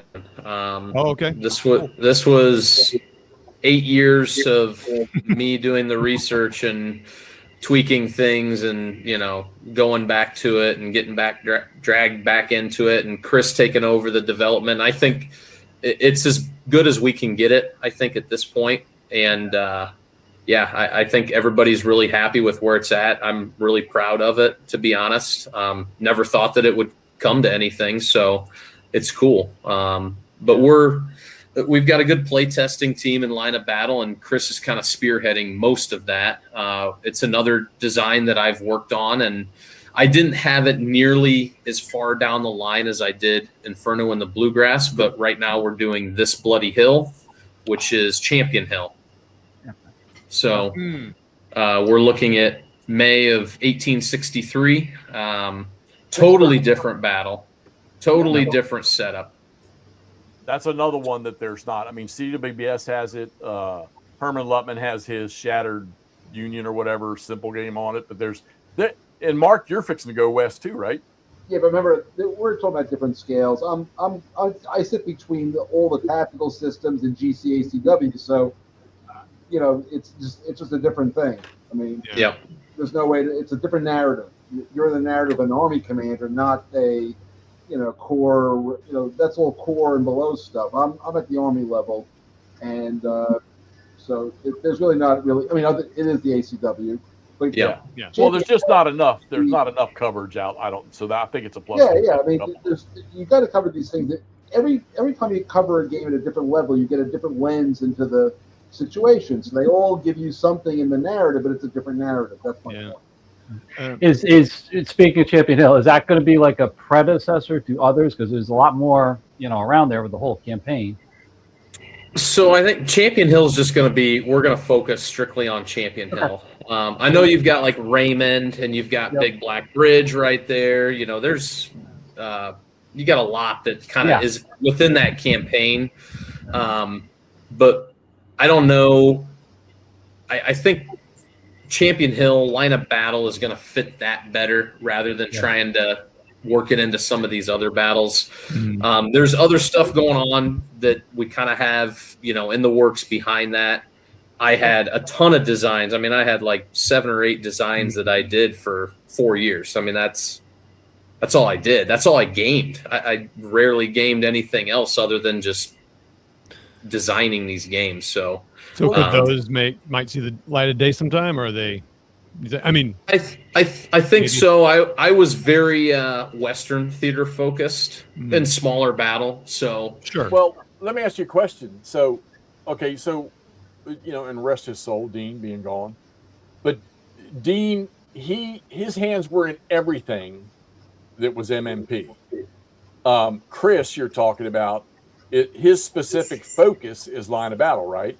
Yep. So maybe this is okay, because I've always said this. I mean, like I say, I didn't love the system when I first started, but I still have all those games. I had no intention of ever letting them go. And I always felt that it was a shame that there was not more. So maybe this is the spark the system needed. Let's get this first one out there. Let's get one that's playable. That, like I say, it doesn't have to be on the table for 3 months. And the way you're talking, it sounds to me, and I mean, we're seeing the same thing with GBACW, that there's 4, 5, 6 more possibly in the background that could start to show up. So other way. Other way? Yeah. Okay, I got him over here. I got Phil over here. He's Phil. Yeah, Phil's on the other side. Yeah, definitely. It definitely seems like there's been a renaissance, I would say, with people going to some of these battles. I know GBACW has a ton of stuff going on right now that's in development, and I know there's the whole Vicksburg thing, and there's the stuff that's out in the Trans-Mississippi, and that's cool. I mean, I love that. It's cool. I don't think Cue Well, Phil. Well, tell you hear doom and gloom, but Hey, Phil, me and cousin TJ, can we love turn this off, resurgence. Hey, Alan, turn off Hexy's camera. All right, Phil, what's going on in the GBACW side, like that you can talk about? That I know about. Well,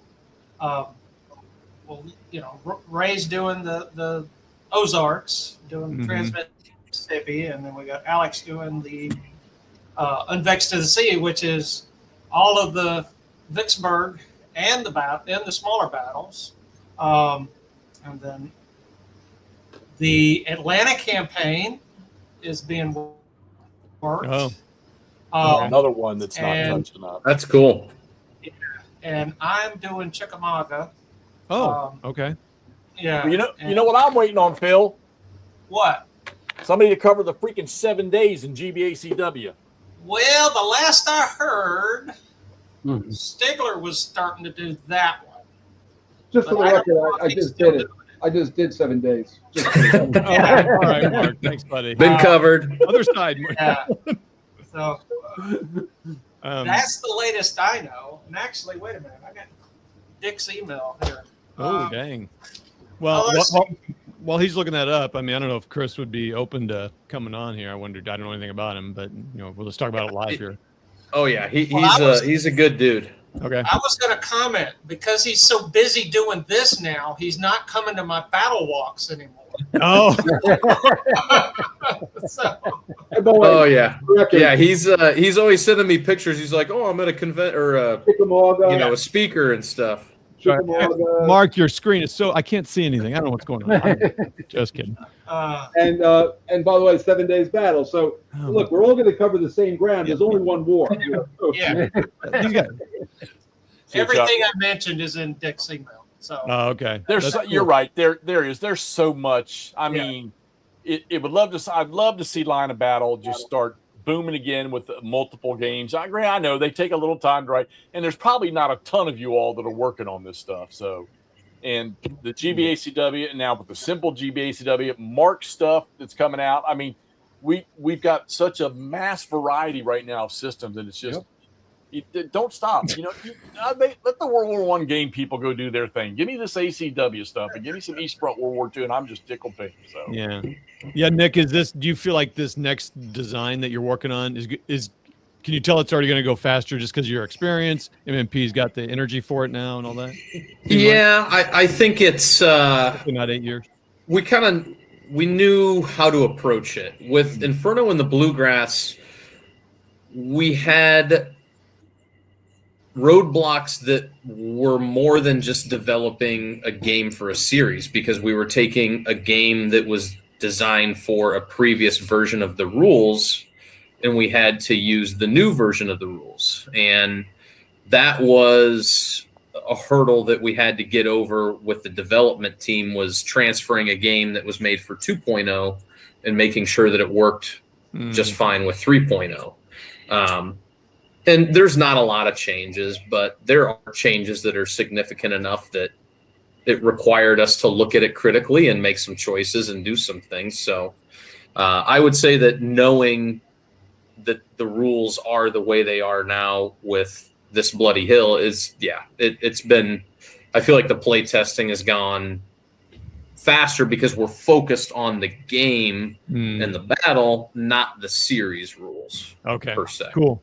Yeah, well, the good question I'd ask, and I don't want to go because we need to talk about Gettysburg and get out of here because we lost Charles. It's 86 in his room. He's watching this, and I don't even know how he's surviving that. But yeah, I know. Charles stuck out for a long time. The question I would have, though, is talk about terrain, but we don't have time.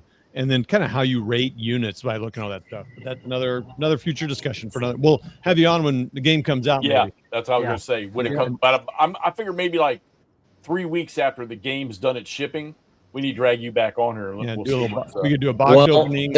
Unless it gets bad reviews, then you guys will never hear from me again. No, I'm probably done gaming. I can't see that. No, we'll bring you back on to voice your opinion of the reviewers. Yeah, I always threaten Chris. I'm like, I'm out. If it's no good, I'm out. Andrew and I have been known to burn games on camera, so we'll do that with your game. Tell you one thing: if you rely on the opinion of reviewers for anything, then you might as well talk to your 3-year-old and get ideas for your car. I mean, his game with Alan and I is the prime example of something that Alan and I, we struggled and we weren't real fond of the system. And then Mark shows up and we learned what the system was based on. It would be cool, now that you're back in with this stuff here, that once you're this one's out and which I know won't take you long, you're comfortable with the way, which I will say it's cool that the rules have only gone one version change in how many years, so, and from what I'm seeing, it's not necessarily a big change, but right. That's kind of cool that's, I think the biggest change is the charts, and that's just another way of looking. They made them more streamlined, but they do the same thing. Yep. Oh, that's a good question. Any time frame at all on the release on it, Nick, that you know of, or that someone's asking? Yeah, and there's a lot. No, it's all way above my pay grade. It's all in production. Yeah, it's all in production, and they're learning stuff. Okay, all right. I think, Nick, that's been awesome. Hexy, what do you guys want to talk about? What's going on? I got one question that's going to lead us into the next topic here. Oh, perfect. Nick, what are you doing October 19th? Oh. You want to come to Gettysburg? You want to come to Gettysburg? I might be in Indianapolis at a game convention. Oh. I might be. I might be. Jeff. I tried. We have been a year. It was a year ago that we opened this up. Hey, come on, he's a young dad. Give him a break. Jesus Christ. He just had a gaming convention. I know which one he's talking about. Come on now. Anyway. I might pop in for a day. This has been set up now. We started this a year ago, and I was skeptical that we'd even have 5 or 6 people that were going to be there, but I'm thinking we're looking already now at 20 to 25. I've had 4 or 5 emails that people have already booked their hotels. All of you out there that know this in Nordic, I'm telling you, don't disappoint me. I will send Alan and a hit team to drag your ass out of your house to Gettysburg. But we're going to be there on the 19th. The 21st is the rain out date in case the 19th is bad. I haven't checked the Farmer's Almanac yet. So we had a little meeting the other night with me and Phil and Alan about the game plan for this. And they're putting together hopefully with about 2 weeks to go before 2 weeks out, we'll have a PDF that we'll give all y'all so y'all can see what our agenda is. I will give you the basic plan of what we're doing. Is we're changing the meetup. We're going to meet at the History Center, which we will make sure. Is that right? History Center? Heritage Center. Heritage Center, which we will make sure everybody knows where that is. We will start at 9:00. We're going to do. The initial plan is McPherson's Ridge area, probably down Seminary, maybe over to. I want to go to Warfield Ridge. I made that clear that I want to see the starting points for the second day attack. Probably we're going to skip off to a buffet for lunch, and then we're going to come back in. We'll maybe with the Little Round Tops, Devil's Den, Peach Orchard. I want to see. I got to go to the Peach Orchard. Whatever you guys want to do. It's on the list. And then the high water mark, and then to top it all off, Phil has claimed a conference room or get together room at the Heritage Center. Correct. For an hour at the end of it, so you guys can Q&A Mark, Q&A Phil, Q&A us. If you want to know, what kind of socks I wear, we'll answer all those questions for about an hour at the end of the day. And hopefully we all, we the big thing here is that one, you get something out of this. Phil will be there, Mark will be there to answer questions. I know that Al and I, we're not historians and tour guides, but we're not too shabby with that stuff. And we make some good relationships, and we can tie that all together in gaming after this is all. When you say the Heritage Center, Phil, where's the Heritage Center? What's the address? It's on Steinway Avenue, and it is 297 Steinway Avenue. It's right next to Appalachian Brewing Company, and right next to the Best Western. Right across the street from, I believe, is the Quality Inn. Yeah. How's the Wyndham? Is the Wyndham far from there? The Wyndham's still there. Yep, it's still there. Still nice. From that location. Say again. You're about from Steinway. Where this meetup, the Heritage Center. You're maybe about 2 miles, 2.5 miles. Yeah. Mark. Okay. Yeah. Yep. So that's the Not that plan. far. It will be executed. Yep. We are getting prepared for it. We will make sure that you all have a very knowledgeable day touring the battlefield. Unfortunately, we can't see everything. Those of you that are coming and staying, taking a vacation, you can venture out on your own. Make sure that when you see Phil on the 19th, if you have some things you want to go see after the fact, that you quiz him to know where to go and how to get to him. I'm sure he'll be glad to help. He only charges like $85 a minute for his tour session. Okay, so I gotta make a living. Right. the only thing that we consider that it I don't want to say it's a sticking point, because I'm very positive that it's not going to be, but like I say, this is not. There's no bus rental. There's no minivans or nothing. If you're coming and you have a car that you can put a couple people in, because we're going to be a little bit of a caravan going around there, that you do it. Phil will make sure that we know where we're going to park, where we're going to stop, and where we're going to chat. And guys, I'm telling you, this is a golden opportunity to have people that can answer questions to you about Gettysburg and probably the Civil War just in general are going to be there. Use it, abuse it, whatever you got to do. Just don't turn either one of these guys away from us, because we need them. So, but 19th of October, 9 o'clock, Heritage Center is where we'll meet, and we'll get you all a PDF on that. Nick, you don't know how long I've been wanting to do this. Ever since I saw this, I didn't know how to get hold of you, other than a couple comments you made in my YouTube channel. Like I say, thank God Todd did, that you two knew each other. And I'm just gonna go ahead and ask you. We want to get you back on again. Yeah. Hopefully I didn't disappoint you. Not a chance, brother. Not a chance. I'm we got 2 more orders on your game. I'm going to just say we got those, because it started out the show at 475, 477 now. So We got to do this every night. Yeah, exactly. Got to double that pre-order number. Hey, listen, I got my game on the P500 over on the last show, so it's all good. Everybody's winning. We're all winners tonight. You never leave a hot table. That's right. Exactly. Yeah. Exactly. And definitely. We'll push it. I know the first chance I get to see this thing, which you have any issues with Todd, give me your email so I can contact you. No, Okay. Absolutely. There you go. Mikey placed his pre-order. So that's a plus nice. right there. And there we go. I think you picked the right one to start to sort of refresh this system. I think this is going to be a good way to get people going back into it. Because if you tried to jump right in and produce a 4-day game, probably not so much the interest. $48, by the way. $48, and how many scenarios? 6, 7 scenarios?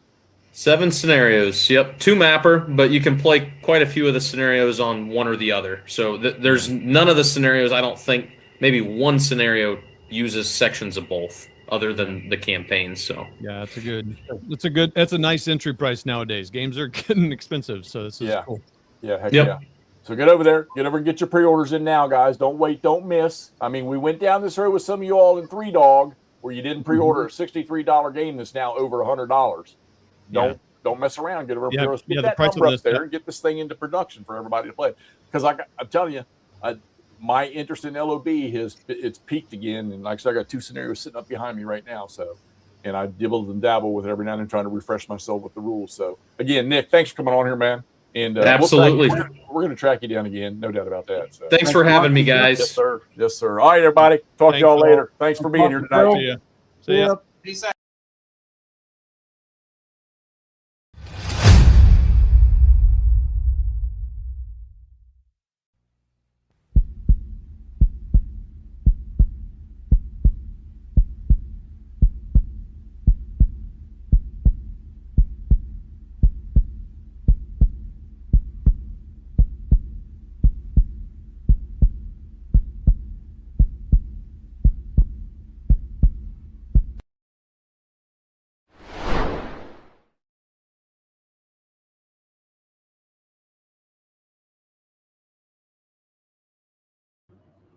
Speaking of Let's Go.